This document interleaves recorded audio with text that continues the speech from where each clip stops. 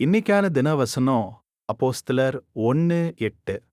வல்லமைக்கும் கடவுளோட சக்திக்கும் இருக்கிற தொடர்பை அங்க தெளிவா பார்க்க முடியுது. அது ரெண்டுமே இருந்தா நமக்கு கண்டிப்பா வெற்றி கிடைக்கும். அதனாலதான் அந்த வசனம் தொடர்ந்து பூமியின் எல்லைகள் வரைக்கும் எனக்கு சாட்சிகளாக இருப்பீர்கள்னு சொல்லுது. கடவுளோட சக்திங்கிறதுக்கான கிரேக்க வார்த்தை அப்போஸ்தலர்ல 41 தடவை வர்றதா ஆங்கில பைபிளோட ஆராய்ச்சி குறிப்பு சொல்லுது. கடவுளோட சக்தி கொடுக்கிற வல்லமையினால தான் பிரசங்க வேலை வெற்றிகரமா நடக்குதுங்கிறத இந்த விஷயம் நமக்கு ரொம்ப தெளிவா எடுத்து காட்டுது. உங்களுக்கு ஒரு கேள்வி வரலாம். பிரசங்க வேலைய நல்லபடியா செய்ய பார்க்க முடியாத ஒரு சக்தினால எனக்கு எப்படி உதவி செய்ய முடியும்னு நீங்க யோசிக்கலாம். ஒருவேளை நீங்க இதை பார்த்திருக்கலாம். பைபிள்ல கடவுளோட சக்தியை பத்தி சொல்லும்போது அவருடைய கைகள், விரல்கள் அப்படின்னு எல்லாம் சொல்லுது. உதாரணத்துக்கு சங்கீதம் 19:1ல ஆகாயம் அவருடைய கைவண்ணம் அப்படின்னு இருக்கு. சங்கீதம் 8:3 அடிக்குறிப்புல நட்சத்திரங்களை கடவுள் அவரோட விரல்களால உருவாக்கியிருக்காருன்னு சொல்லுது. நம்மளோட கைகளும் விரல்களும் யெகோவா கொடுத்த அருமையான பரிசு. அதை நாம வித்தியாசமான விதங்கள்ல பயன்படுத்தி நம்மளோட திறமைக்கு ஏத்தபடி நிறைய விஷயங்களை சாதிக்கிறோம். நமக்கு இயல்பாவே என்ன திறமை இருந்தாலும் கடவுளோட சக்தி நமக்கு வல்லமையை கொடுத்து அந்த திறமையை இன்னும் நல்லா காட்டுறதுக்கு உதவும். யெகோவா இந்த வானத்தையே அவரோட சக்தியால படைச்சிருக்காருன்னா யெகோவாவால நம்மளோட திறமையை எந்த அளவுக்கு உயர்த்த முடியுங்கிறத புரிஞ்சுக்க முடியுது. அந்த வான அளவுக்கு, ஆமா அந்த அளவுக்கு. இன்னைக்கு கடவுளோட சக்தினால இயேசுவுக்கு எவ்வளவு வல்லமை இருக்குங்கிறத யோசிச்சு பாருங்க. வெளிப்படுத்துதல் 3:1 இயேசுவை பத்தி சொல்லும்போது கடவுளோட 7 சக்திகளை வச்சிருக்கிறவர்னு சொல்லுது.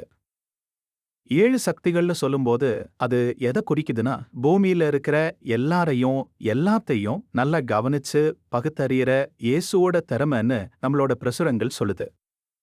இப்போ இத மனசுல வச்சுக்கிட்டு இந்த படத்தை பாருங்க. நவம்பர் 2022ல உலக மக்கள் தொகை 800 கோடியை தொடும்னு சொல்லியிருந்தாங்க. இயேசு அவரோட பரலோக சிம்மாசனத்துல இருந்து இந்த 800 கோடி மக்கள்ல இருக்கிற ஒவ்வொருத்தரையும் நல்ல கவனமா பார்க்கிற திறமை அவருக்கு இருக்கு.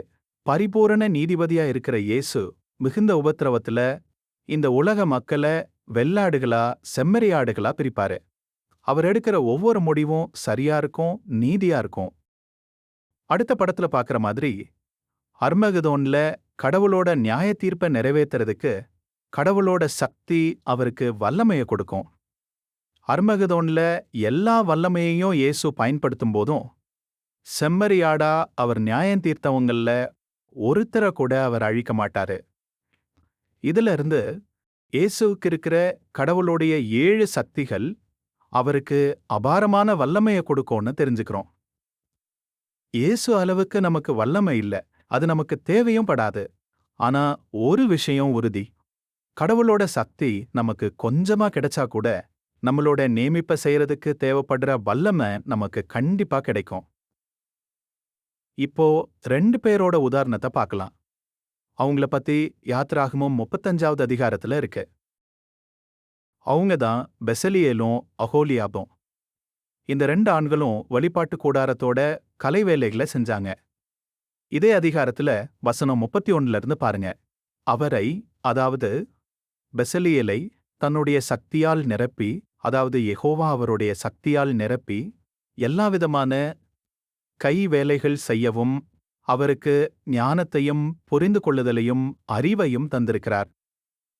அடுத்து இப்ப 35வது வசனத்தை பார்க்கலாம். எல்லாவிதமான கைவேலைகள் செய்யவும் அவர்களுக்கு, அதாவது பெசலியலுக்கும் அகோலியாபுக்கும் கடவுள் திறமை தந்திருந்தார், அதாவது ஞானமுள்ள இதயம் தந்திருந்தாரு. இந்த 2 பேரும் அவங்களுக்கு இந்த நியமிப்பு கிடைக்கிறதுக்கு முன்னாடியே கைவேலைகள் செய்யறதுல திறமைசாலிகளா இருந்திருக்கலாம். ஆனா கடவுளோட சக்தி அவங்களுக்கு ஞானத்தையும் புரிந்து கொள்ளுதலையும் அறிவையும் கொடுத்துச்சு. எதுக்காக? அந்த வேலையை இன்னும் திறமையா செய்யறதுக்காக. அந்த வழிபாட்டு கூடாரம் கிட்டத்தட்ட 500 வருஷத்துக்கு இருந்துச்சு. இதுக்கு காரணம் அவங்க திறமையா வேலை செஞ்சதுதான். இன்னைக்கு நம்ம காலத்துல வேறொரு வேலைக்காக யெகோவா அவருடைய சக்தியை நமக்கு கொடுக்கறாரு. அத பத்தி அப்போஸ்தலர் 1:8ல சொல்லியிருக்கு. அதுதான் பிரசங்கிக்கிறதும் கத்துக் கொடுக்கறதும். அதோட சபையை கவனிக்கிறது, ஆலோசனை கொடுக்கறது, வழிநடத்துற வேலையும் இருக்கு. ஆனா வேலை மாறினாலும் அன்னைக்கு பெசலியலுக்கும் அகோலியாபுக்கும் உதவுன மாதிரி தான் அந்த சக்தி இன்னைக்கு நமக்கும் உதவுது. யெகோவா அவரோட சக்தியை நமக்கு தரும்போது ஞானம், புரிந்து கொள்ளுதல், அறிவு வளருது. அதோட கடவுளோட விரல், அதாவது கடவுளோட சக்தி நம்மளோட இயல்பான திறமைகளை இன்னும் ஒரு படி மேல கொண்டு போகுது. இப்போ இந்த படத்தை பாருங்க. இதுல என்ன தெரியுது? வசனம் 32ல பாக்குற மாதிரி இந்த திறமையான ஆண்கள் தங்கம், வெள்ளி, செம்பு இதை வச்செல்லாம் வேலை பார்த்தாங்க. இது ஒவ்வொன்றுத்துக்கும் வேற வேற திறமைகள் தேவைப்படும். தங்க ஆசாரி, வெள்ளி ஆசாரி, செம்பு ஆசாரிகளுக்கு தனித்தனி திறமைகளும் தனித்தனி பயிற்சியும் தேவைப்படும்.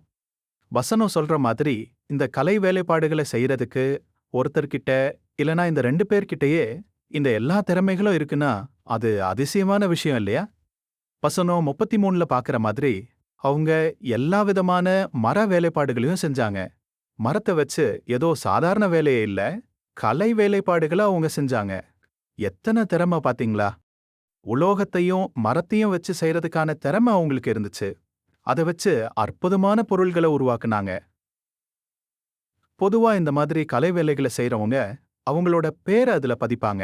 பெசலியேல் அவர் செஞ்ச பொருட்கள்ல அவரோட பேரோட முதல் எழுத்து பே அப்படின்னு பதிவு செஞ்சாரா? அடுத்து வர்ற 500 வருஷங்கள்ல மக்கள் அவரை பத்தி தெரிஞ்சுக்கிட்டோன்னு நினைச்சாரா?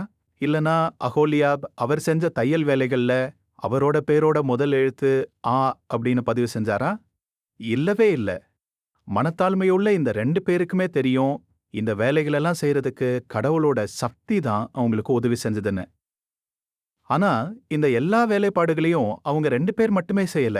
வசனம் 34ல பார்த்தோம்னா அவங்களுக்கு கற்பிக்கிற திறமைய கடவுள் கொடுத்திருக்கிறாரு. அப்படின்னா அவங்களோட திறமைகளை மத்தவங்களுக்கும் சொல்லி கொடுத்திருக்காங்க. பேர் சொல்லப்படாத நிறைய பேர் பெசலியேல் கிட்ட இருந்தும் அகோலியாப் கிட்ட இருந்தும் கலை வேலைப்பாடுகளை கத்துக்கிட்டு வழிபாட்டு கூடார வேலைகள் எல்லாம் ரொம்ப திறமையா செஞ்சிருக்கிறாங்க. கடவுளோட சக்திங்கிற பரிசை பெற்றுக்கொள்ற நம்ம எல்லாருக்கும் ஒரு சுவாரஸ்யமான பாடம் இதுல இருக்கு. அத பத்தி கலாத்தியர் 5வது அதிகாரத்துல பவுல் சொல்றாரு. அந்த அதிகாரத்துல கடவுளுடைய சக்தியினால உண்டாகிற குணங்களை பத்தி ஒரு பட்டியல் கொடுக்கப்பட்டிருக்கு.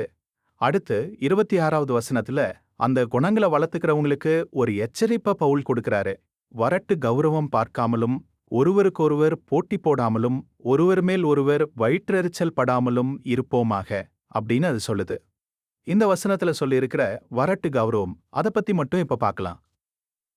வரட்டு கௌரவம் பார்க்கிறவரு மத்தவங்களோட பாராட்டு எனக்கு கிடைக்கணும்னு ரொம்ப ஆசைப்படுவாரு. தான் செஞ்ச வேலைய மத்தவங்க பார்க்கணுங்கிறதுக்காக, இல்ல தான் தான் அந்த வேலையை செஞ்சேன்னு மத்தவங்க தெரிஞ்சுக்கிறதுக்கு பேரை பொறிச்சு வைக்கிற மாதிரி. ஆனா இதை யோசிச்சு பாருங்க, இன்னைக்கு பல வேலைகளை செய்யற பெயர் குறிப்பிடப்படாத நிறைய பேர் இங்க பெத்தல்ல இருக்காங்க. ஆயிரக்கணக்கான ரிமோட் வாலண்டியர்கள் இருக்கிறாங்க. அவங்க செய்யற வேலைகள் மத்தவங்களுக்கு தெரிஞ்சாலும் அவங்க புகழ் தேடிக்கிறது இல்ல. இந்த உதாரணத்தை யோசிச்சு பாருங்க. மாநாட்டு வீடியோக்கள்ல நடிக்கிற சகோதர சகோதரிகள் எவ்வளோ அருமையா நடிக்கிறாங்கல்ல. அந்த வீடியோக்களை பார்க்கறதுக்கே ரொம்ப சூப்பரா இருக்கு. நம்ம சகோதர சகோதரிகளுக்கு எவ்வளவு திறமை. அந்த வீடியோல நடிக்கிற சகோதர சகோதரிகளோட உண்மையான பெயர்கள் நமக்கு தெரியாது. அதோட அந்த பேச்சு முடிஞ்சதுக்கு அப்புறம் அதுல நடிச்சவங்களோட பேரோ இல்ல அதுக்கு உதவி செஞ்சவங்களோட பேரையோ நம்ம வீடியோல பார்க்கறதில்ல. ஒவ்வொரு வருஷமும் சிறந்த வீடியோ, சிறந்த நடிகர்கள், சிறந்த நடிகைகள், சிறந்த ஆடை வடிவமைப்பாளர்கள், சிறந்த தயாரிப்பாளர்கள் அப்படின்னெல்லாம் நம்ம விருது கொடுக்கறதில்ல. ஏன்னா நம்ம கிட்ட இயல்பாவே இருக்கிற திறமைகளை மிக சிறந்த ஒன்னா யெகோவா தான் ஆக்குறாரு. அதுவும் அவரோட விரலை பயன்படுத்தி, அதாவது சக்தியை பயன்படுத்தி. இப்போ இதுல இருந்து நாம எதை ஞாபகம் வச்சுக்கணும்? நாம ஒரு திறமையை வளர்த்துக்கும் போது அதை நினைச்சு நாம ரொம்ப சந்தோஷப்படுவோம். ஏன்னா யெகோவா தான் நம்மளோட வாழ்க்கையில அவரோட விரலை பயன்படுத்தி வித்தியாசப்பட்ட நியமிப்புகளை செய்யறதுக்கு வல்லமையை கொடுக்கறாரு. ஆனா அதே சமயத்துல இதையும் நாம கண்டிப்பா ஒத்துக்குவோம். நமக்கு இயல்பாவே என்ன திறமை இருந்தாலும் சரி, யெகோவா தான் அதை இன்னும் நல்லா செய்ய வைக்கிறாரு. அவரோட விரலை பயன்படுத்தி, அதாவது சக்தியை பயன்படுத்தி.